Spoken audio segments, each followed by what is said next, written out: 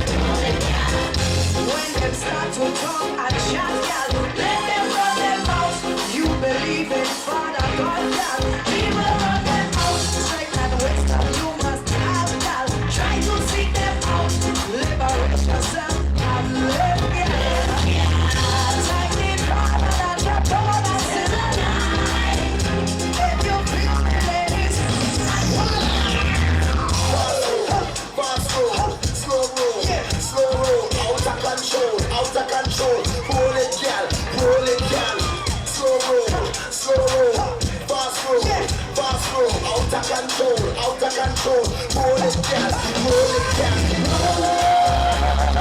Roll it, girl, roll it, girl.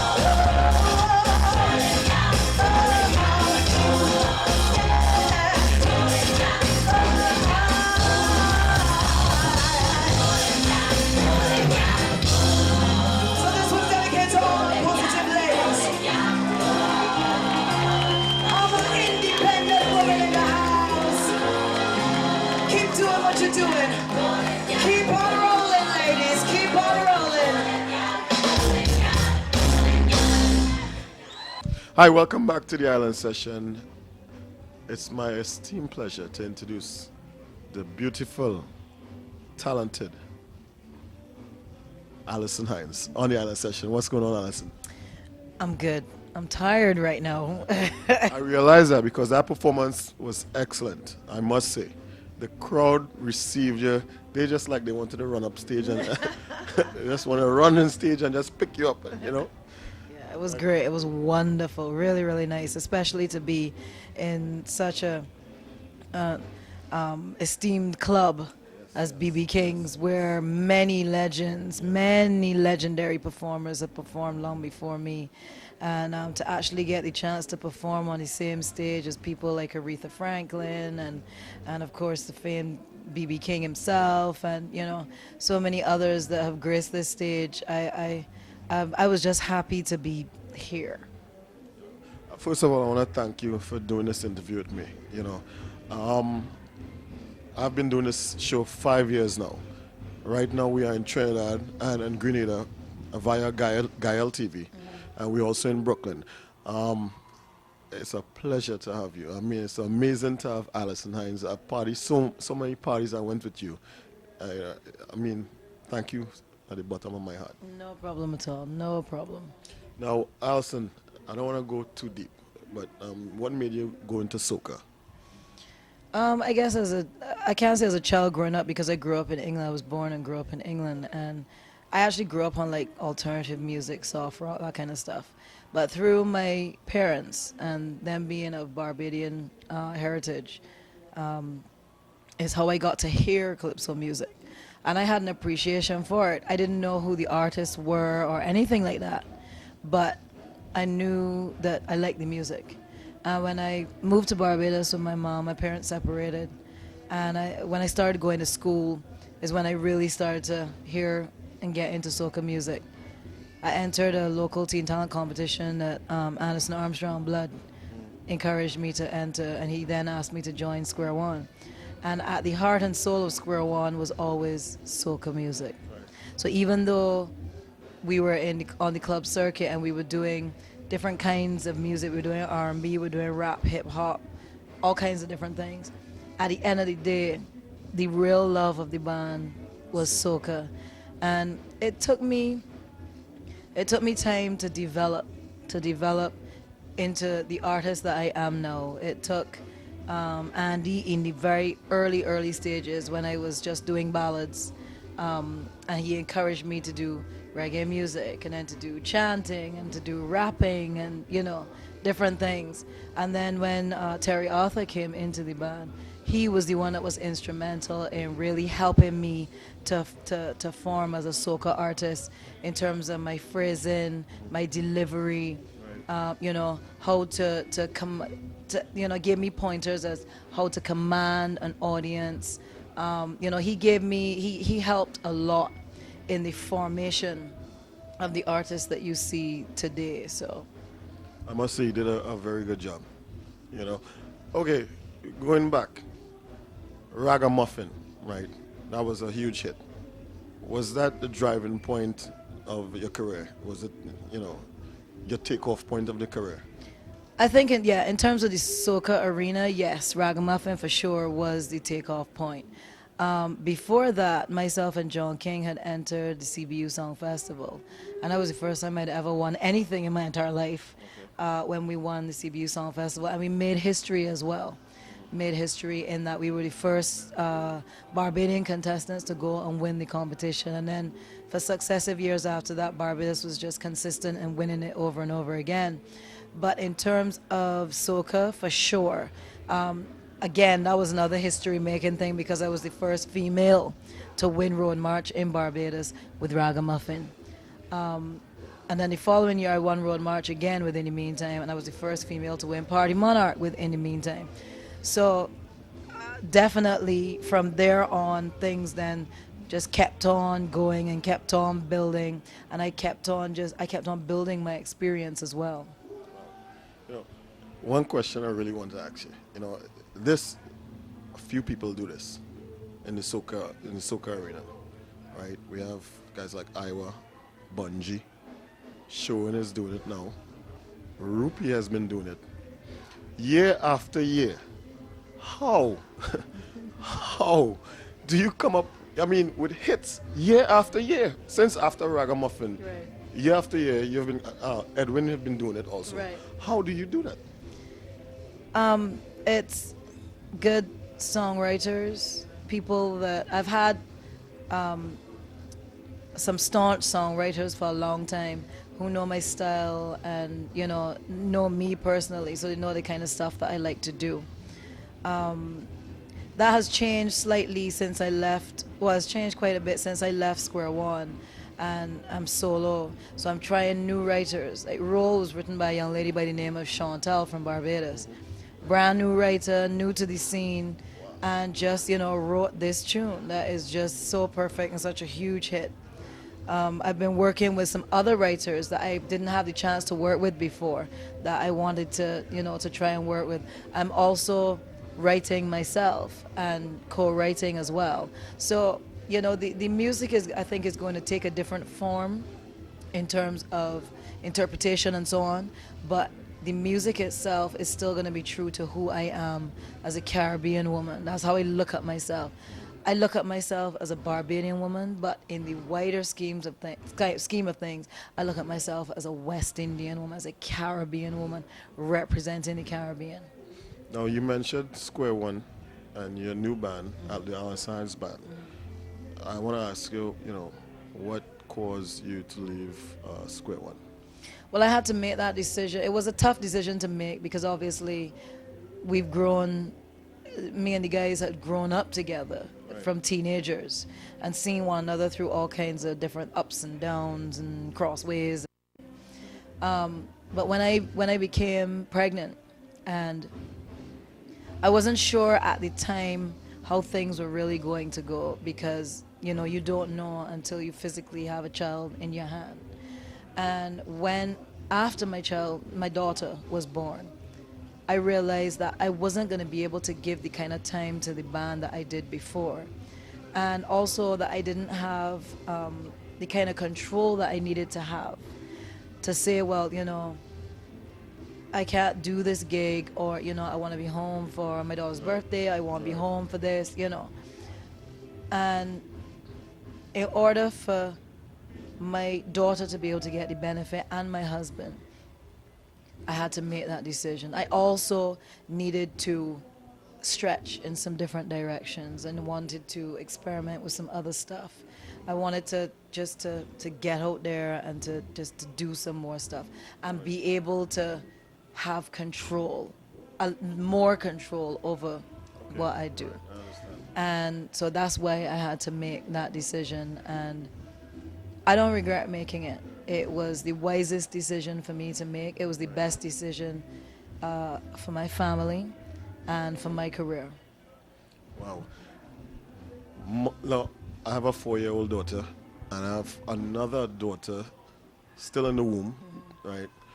Fatherhood it's just something you just can't describe. It's unbelievable. Playing with your daughter, looking out for your daughter, your daughter coming home from school, looking for you. Where's daddy? Where's daddy? It's unbelievable. That's right. How is motherhood for you? Oh, it's awesome. When I come home from touring, my daughter runs into my arms. It's like, it's so worth it. It is so worth it. And it also, having her has given me even more purpose to come out here and to give of my best and to do everything 150 times better than I was doing it before, because I want to make sure that her future is secure. I want to give her everything that she deserves. I want to make sure that those opportunities, that we can put her in a position where those opportunities are available to her. So I don't want to I don't want to lag on anything that I do now.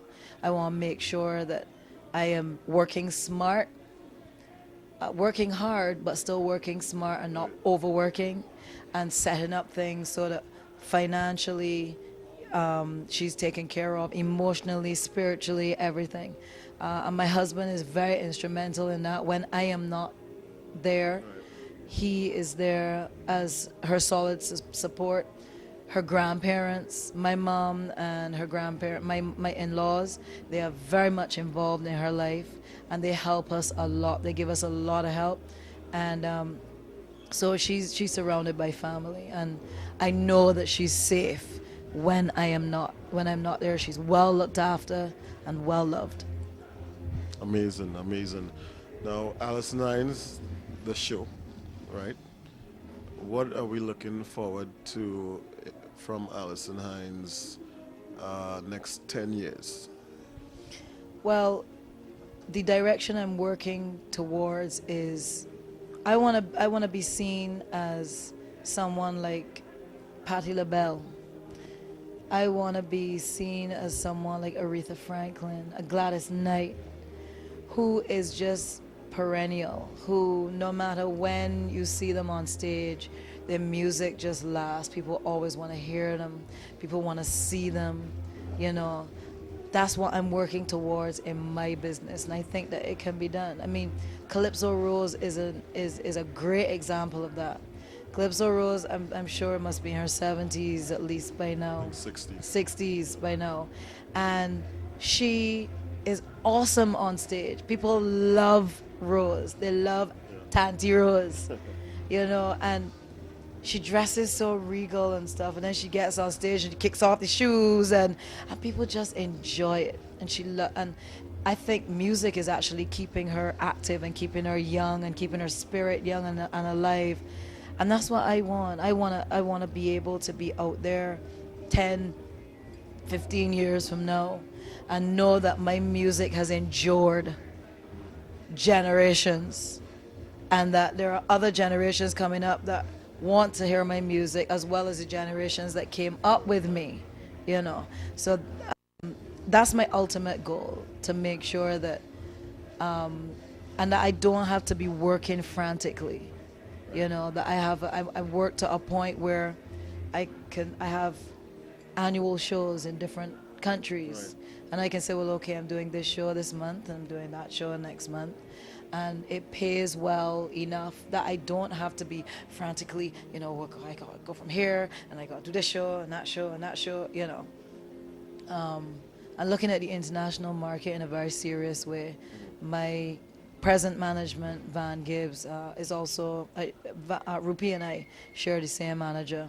So he's looking at putting me in the right direction and looking at the mainstream market and making sure that things happen for me as well as to continue to happen for Rupi. So we got a lot of stuff in the works. Well, I must say, you're on the right road, because the songs that you perform tonight, they are classics. Classic songs. The crowd was, they loved it. They eat it up, you know. I mean, it was amazing. So, and these songs, they're classics right now. You know, I'm a DJ, and these songs move the crowd in parties. Passe, all these songs, they still move crowds. Right. And once they move crowds, they're classics. Right. You understand? Yeah. You know, I mean, it's been a pleasure having you on the Island Session once again, I must say. You know, and I appreciate what you did tonight. The crowd appreciates it, right? And I want to thank you for being on the Island Session. Any last words before we part? I want to say thanks, a very special thanks to all the fans out there who have supported me for so many years. I hope that I can continue to produce the music that you enjoy listening to, singing along with, you know, and growing up to. I want to say a big, big thank you to God for blessing me with this talent, blessing me with this awesome career, blessing me with the gift of being able to make people happy, even if only for a little while. Blessing me with my beautiful daughter and a wonderful husband. And I wish the best for each and every one of you, and that all your dreams, every single one of your dreams, can come true. Well, guess what? One of my dreams just came true tonight. Once again, I want to thank you, Allison, right? Thanks. And I wish you all the best. Thank you. And please do not be a stranger to the Island Session. I won't do that anymore. All right, we'll be right back after this. Gambosaki tonight, yeah.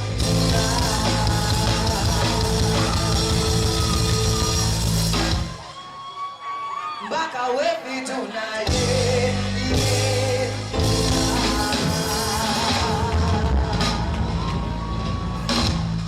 Posse, you ready to get on? Let me see all them hands in the sky. And I want to hear you sing. Mama, yeah, yeah.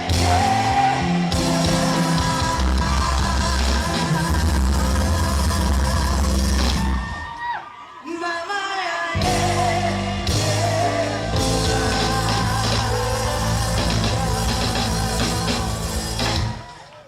Gambosaki tonight, yeah.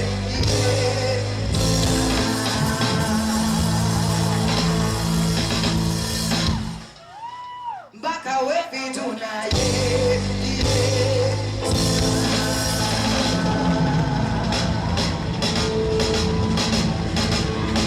Are you ready? Are you ready?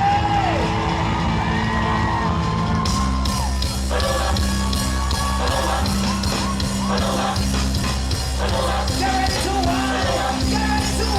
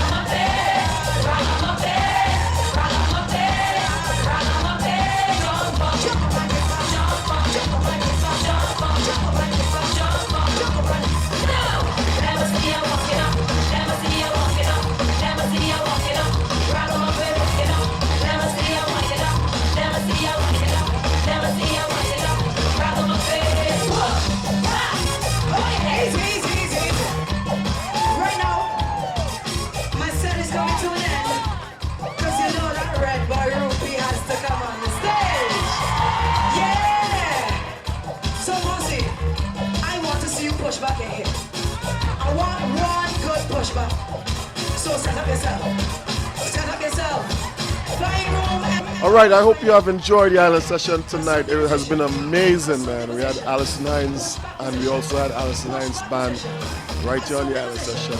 And we had BB Kins. We had such fun tonight. It's amazing. I want to thank every viewer for tuning in. We're going to see you right back here on the island session. Good night, everybody.